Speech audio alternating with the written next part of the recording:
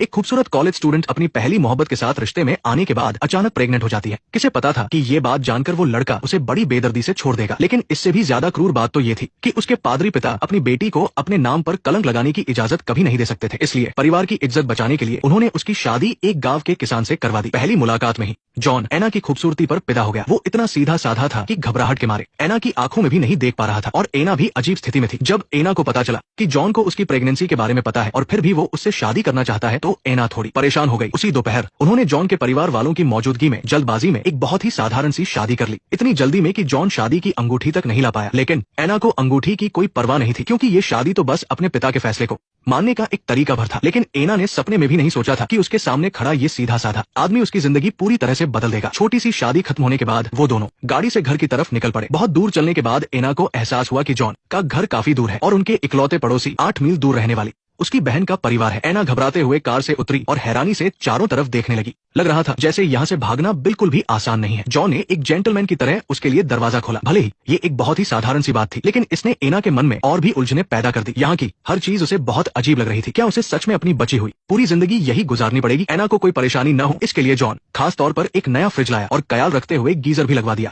और उसने घर का सबसे बड़ा कमरा भी एना को दे दिया और खुद बगल के एक छोटे से कमरे में रहने लगा। जॉन की इस छोटी छोटी परवाह को देखकर एना के दिल में उसके लिए थोड़ी इज्जत पैदा हो गई। शायद ये आदमी वैसा नहीं है जैसा उसने सोचा था, बल्कि वो अंदर से बहुत ही कोमल और सुलझा हुआ इंसान है। लेकिन जल्द ही उसे अपने फैसले पर पछतावा होने लगा। रात को खाना खाते वक्त दोनों के बीच का फर्क साफ नजर आने लगा। एना आर्कियोलॉजी में पोस्ट ग्रेजुएट थी। उसकी समझ और पढ़ाई लिखाई जॉन से कहीं ज्यादा थी, जबकि जॉन को सिर्फ इतना ही पता था कि आलू कैसे उगाए जाते हैं। दुनिया और जिंदगी को लेकर उसकी समझ बहुत ही सीमित थी। दोनों एक साथ तो थे, लेकिन उनके बीच एक ऐसी गहरी खाई थी जिसे भरना नामुमकिन लग रहा था। एना ने बताया कि उसने पहले कभी खाना नहीं बनाया है, लेकिन अगर उसे कोई रेसिपी बुक मिल जाए तो वो आसानी से बना लेगी। आखिर वो एक पोस्ट ग्रेजुएट है। जॉन ने कुछ नहीं कहा, बस चुपचाप उठा और जूठे बर्तन उठाने लगा। उसका ये शांत स्वभाव एना को थोड़ा अजीब लगा। तभी एना ने अपने दिल में चल रहा एक सवाल उससे पूछ लिया कि तुम ये शादी क्यों करना चाहते थे? मुझे लगा शायद यही भगवान की मर्जी है। रात को दोनों अलग अलग कमरों में सोए। एना ने अपने गले से पेंडेंट निकाला जिसमें उस लड़के की तस्वीर थी जिसने उसे प्रेग्नेंट जानकर छोड़ दिया था। विडंबना देखिए कि एना उससे नफरत नहीं करती थी, बल्कि अकेले बैठकर उसे याद कर रही थी और रो रही थी। अगली सुबह जब एना की नींद खुली तो 9 बज चुके थे और जॉन काफी सुबह ही घर से निकल चुका था। एना जॉन के कमरे में गई। उसे अपने इस नए पति के बारे में जानने की बहुत उत्सुकता थी।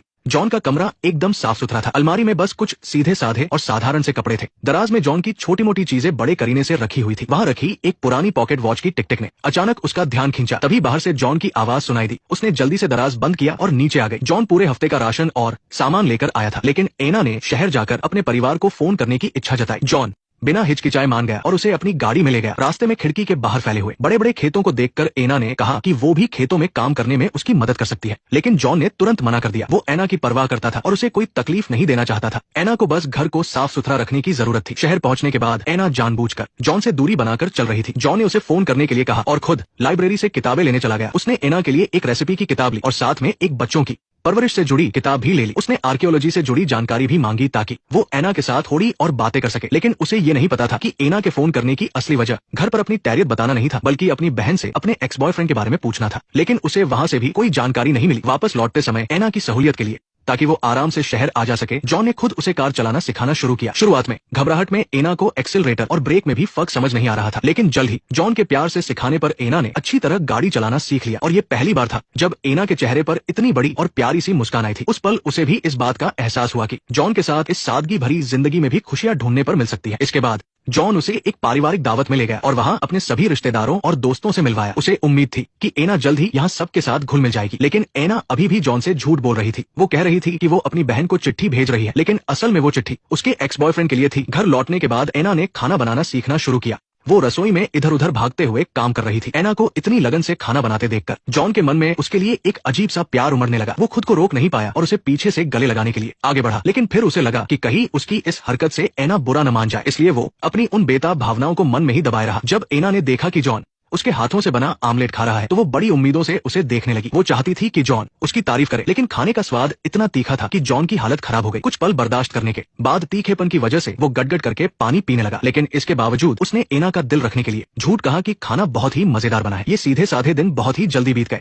एना की प्रेगनेंसी का चौथा महीना चल रहा था। उसका पेट थोड़ा थोड़ा दिखने लगा था, जिसकी वजह से एना बहुत ही ज्यादा परेशान थी। उसे लोगों के तानों और बातों का डर था, साथ ही इस बात का भी डर था कि कहीं इन बातों से जॉन को ठेस न पहुंचे। लेकिन जॉन ने बिना किसी परवाह के एना से कहा कि वो कुछ नहीं कहेंगे। क्यों? क्योंकि वो चाहते हैं कि हम खुश रहें। जॉन की इन बातों से एना को इतना सुकून मिला जो उसने पहले कभी महसूस नहीं किया था। और जब भी वक्त मिलता जॉन एना को झील में नाव घुमाने ले जाता। एना की उस खूबसूरती को देखकर जॉन के मन में प्यार का बीज धीरे धीरे फूटने लगा था। उसकी वो हल्की सी मुस्कान देखकर जॉन का दिल भी जोरों से धड़कने लगता था। बातों बातों में एना ने बताया कि उसे स्विमिंग करना बहुत पसंद है, लेकिन यहाँ पर तो एक ढंग का स्विमिंग पूल भी नहीं है। यूं ही कही गई ये बात जॉन के दिल में बस गई। फिर अगली सुबह जॉन अपने खेतों में काम करने नहीं गया, बल्कि वो कहीं से एक एक्सकेवेटर मांग लाया। तुम क्या कर रहे हो? उसने कहा था कि तुम्हें स्विमिंग पसंद है, तुम्हें स्विमिंग करना बहुत पसंद है, इसलिए मैं तुम्हारे लिए पूल बना रहा हूँ। जॉन एक बहुत ही सीधा और सच्चा आदमी था। वो जानता था कि वो ज्यादा पढ़ा लिखा नहीं है और उसे रोमांटिक बातें बनानी नहीं आती, इसलिए वो अपना प्यार सिर्फ अपने कामों से और एना के प्रति अपनी परवाह और देखभाल से ही जाहिर कर सकता था। जब रात हुई तो जॉन एना को गांव की एक डांस पार्टी में ले गया। ठंडी ठंडी हवा के झोंकों के बीच एना ने जॉन से पूछा कि वो इन धूल भरे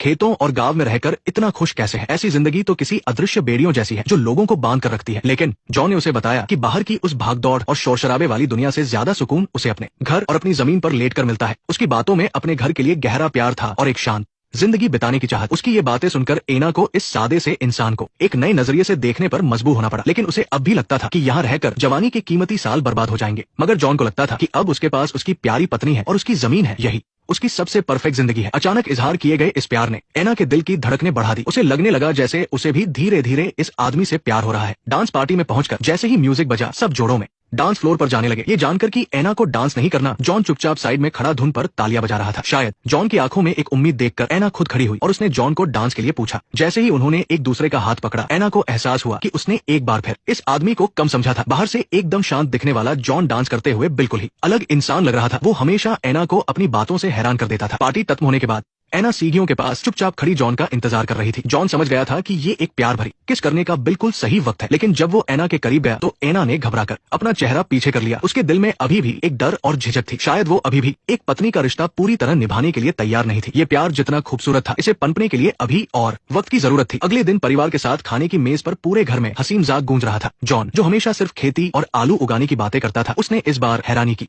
बात करते हुए आर्कियोलॉजी को लेकर एक सवाल पूछ लिया। एना तुरंत समझ गई कि जॉन ने ये सब सिर्फ उसकी दिलचस्पी बढ़ाने के लिए किया है और वो खुद में बदलाव ला रहा है। वो जॉन की इस मेहनत और लगन को देखकर अंदर से पिघल गई कि दुनिया में सचमुच इतना ख्याल रखने वाला इंसान भी है। इसलिए जॉन के इस प्यार और इज्जत के बदले एना ने भी उसी के तरीके से उसे समझने और उसका साथ देने का फैसला किया। क्या तुम इस साल बीन्स उगाने वाले हो? अगर तुम्हें लगता है कि हमें उगाने चाहिए तो भले ही वो बड़ी बड़ी बातों से अपना प्यार नहीं जता पाती थी, लेकिन उसने हमेशा अपने काम से प्यार का असली मतलब समझाया था। जब एना ने बातों बातों में स्विमिंग के बारे में अपनी खुशी जाहिर की थी, एना ने चुपचाप एक एक्सकेवेटर उधार लिया और उसके लिए एक खास स्विमिंग पूल बना दिया। जब एना ने आर्कियोलॉजी में अपनी दिलचस्पी दिखाई तो जॉन ने चुपचाप उससे जुड़ी किताबें इकट्ठी करनी शुरू कर दी ताकि उन दोनों के बीच बातचीत के लिए और भी टॉपिक मिल सके। जब एना ने शिकायत की कि फोन करने के लिए शहर जाना बहुत मुश्किल है, तो उसने बिना कुछ सोचे घर पर ही फोन लगवा दिया ताकि एना जब चाहे बाहर वालों से बात कर सके। वही एना को कुछ भी करने की जरूरत नहीं थी, उसे बस घर पर आराम से अपनी प्रेगनेंसी का ध्यान रखना था, क्योंकि जॉन हमेशा हर चीज का पहले से ही इंतजाम कर देता था। एक दिन एना की बहन शहर से अचानक उससे मिलने आई। वो खास तौर पर अपनी बहन को देखने आई थी जो गांव में रह रही थी। जब उसने वो छोटा सा साधारण घर और अपनी बहन के कपड़े देखे जो छोटे और सिकुड़े हुए थे, तो उसे अंदर ही अंदर बहुत बुरा लगा।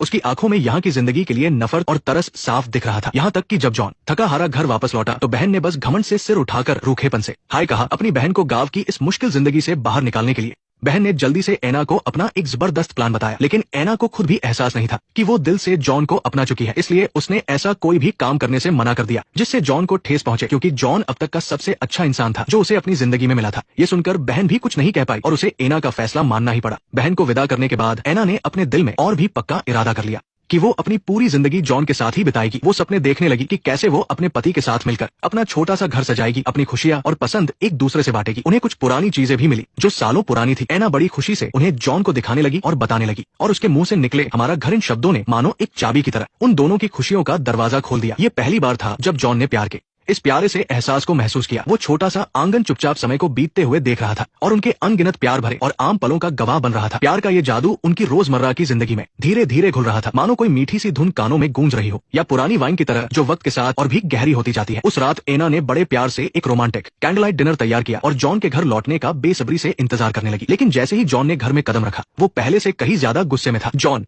कि इस अचानक आए भयंकर गुस्से ने उस प्यारे और रोमांटिक माहौल को एक पल में खत्म कर दिया। एना बिना कुछ समझे उसे देखती रही जब तक कि जॉन ने एना के एक्स बॉयफ्रेंड का भेजा हुआ वो लेटर नहीं निकाला। तब जाकर एना को सब समझ आया और उसे एक जोरदार झटका लगा, यहाँ तक कि वो खुद भी भूल चुकी थी कि उसने कभी अपने एक्स बॉयफ्रेंड को कोई लेटर लिखा था। जॉन को गुस्से में जाता देखकर एना को एहसास हुआ कि उसने कितनी बड़ी और बेवकूफी भरी गलती की है। जॉन ये बर्दाश्त नहीं कर पाया कि उसके सच्चे प्यार का ऐसा सिला मिलेगा। वो उस रोमांटिक कैंडलाइट डिनर को वहीं छोड़कर पलटकर उस घर से जाने लगा। उसने एना को समझाने का एक भी मौका नहीं दिया। ये पहली बार था जब जॉन एना पर इतना गुस्सा हुआ था और एना भी बहुत अच्छी तरह जानती थी कि उसकी हरकतों ने जॉन को बहुत गहरी चोट पहुंचाई है। इसलिए अगले दिन सुबह सुबह उसने जल्दी से ब्रेकफास्ट तैयार किया। वो सच्चे दिल से जॉन से माफी मांगना चाहती थी, लेकिन अंदर से वो उस लेटर वाली बात भी नहीं छेड़ना चाहती थी। तो उसने बहाने से कुत्ते का नाम ले लिया। मुझे माफ कर दो, मैंने फ्रैंकलिन को घर में ही रखा। मुझे अंदाजा नहीं था कि ये तुम्हारे लिए इतनी परेशानी की बात होगी। मैंने और जानवरों को भी कुत्ते के साथ रख दिया। जॉन ने उसकी इस बात का कोई जवाब नहीं दिया, बल्कि वो धीरे धीरे एना के पास गया और चुपचाप एना की आंखों में देखने लगा। उसकी उन गहरी आंखों में ढेर सारे उलझे हुए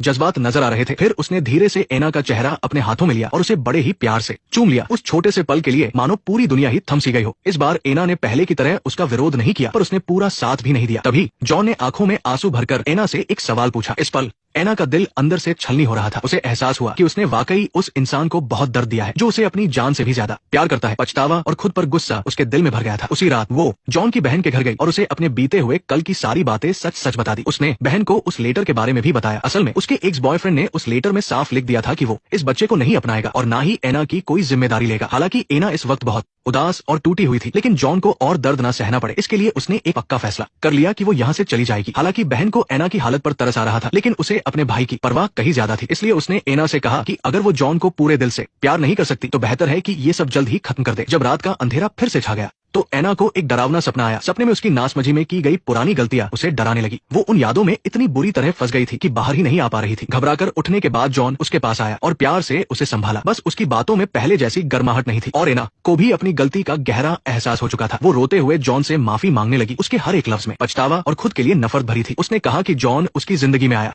सबसे अच्छा इंसान है, लेकिन वो खुद को इतनी गिरी हुई समझती थी कि जॉन के सच्चे प्यार के लायक नहीं मानती थी। इसलिए उसने तय किया कि थैंक्सगिविंग के बाद वो यहाँ से हमेशा के लिए चली जाएगी। एना के इस फैसले को सुनकर जॉन बिल्कुल खामोश रहा और उसने एना को रोकने की कोई कोशिश नहीं की। जल्दी ही थैंक्सगिविंग का वो खास दिन आ गया। इस प्यारे और खास मौके पर एना ने डाइनिंग टेबल पर सबके सामने अपनी आखिरी विदाई ली। उसकी आवाज थोड़ी रुंध गई थी और उसकी हर एक बात में सच्चाई झलक रही थी। उसने उस जगह का शुक्रिया अदा किया जहाँ से उसे इतनी सारी खूबसूरत यादें मिली और उन सभी लोगों का जिन्होंने उसे इतने प्यार से अपनाया और बिना किसी स्वार्थ के उसकी देखभाल की। इन कुछ ही महीनों में यहाँ इतना प्यार मिला जितना शायद उसे अपनी पूरी जिंदगी में कभी नहीं मिला था। वो प्यार एक मीठे झरने की तरह था जिसने उसके दिल को सुकून दिया और उसे वो खुशी और शांति दी जो उसने पहले कभी महसूस नहीं की थी। लेकिन आखिरकार वो विदाई की घड़ी आ ही गई। भले ही एना का दिल वहाँ से जाने को नहीं कर रहा था और वो उदास थी, फिर भी उसने चुपचाप अपना सामान बांध लिया और इस बीच नीचे खड़ा जॉन भी गहरे दर्द और उलझन में था। उसे एना का इस तरह जाना बिल्कुल अच्छा नहीं लग रहा था, पर उसे समझ नहीं आ रहा था कि उसे रोकना चाहिए या नहीं। जब एना फिर से उसके सामने आकर खड़ी हुई तो जॉन का दिल पिघल गया। उसे एहसास हो गया कि वो एना से कितना सच्चा प्यार करता है और उसे खुद से दूर नहीं कर सकता। देखते ही देखते उसकी लाल आंखों में आंसू छलक आए। मैं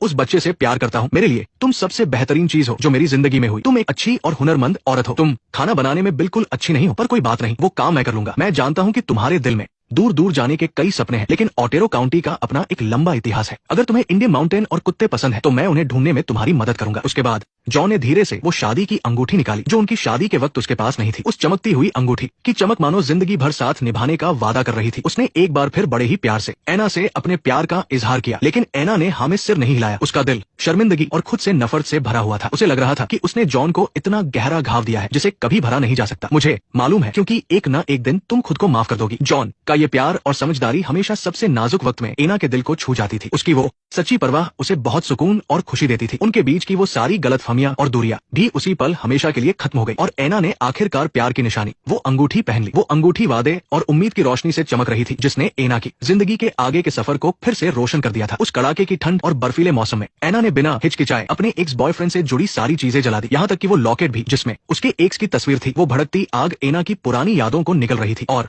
उसके दिल में बची आखिरी मोह को भी अपने साथ ले जा रही थी। अब एना अपने अंदर एक ऐसी आजादी महसूस कर रही थी जो उसने पहले कभी नहीं की थी। कुछ ही समय बाद बच्चे का जन्म हुआ। उस नई जिंदगी ने सुबह की पहली किरण की तरह उम्मीदें जगा दी और उस छोटे से घर को खुशियों से भर दिया। जॉन ने उस नन्ही सी जान को बड़े ही प्यार से अपने सीने से लगा लिया और उसे अपने सगे बच्चे की तरह ही प्यार किया। वो धीरे धीरे वो लोरी गाने लगा जो कभी उसके पिता उसके लिए गाते थे। उस लोरी की मीठी धुन उस छोटे से घर में गूंजने लगी और घर के हर कोने में प्यार भर दिया। एना चुपचाप ये सब देखती रही और उसका दिल खुशी और जॉन के लिए एहसान से भर गया। उसे गहराई से एहसास हो गया कि जॉन ही उसकी जिंदगी की सबसे बड़ी खुशनसीबी है और जॉन के आने से ही उसकी दुनिया पूरी और बहुत खूबसूरत हो गई है। सर्दियां बीत गई और बाहर का मौसम आ गया, जहाँ हर तरफ फिर से हरियाली छा गई। उस छोटे से आंगन में फिर से नई उम्मीदें खिल उठीं और वो दोनों भी आखिरकार हाथों में हाथ डाले अपनी खुशहाल जिंदगी की नई शुरुआत की ओर बढ़ चले। तो दोस्तों, इस कहानी को देखने के बाद आपको क्या लगता है कि जॉन एक समझदार और सुलझा हुआ इंसान था या फिर एक सीधा साधा बेवकूफ जिसने अपना नुकसान करवाया? इस सवाल का जवाब अब आप लोग ही कमेंट्स में दें।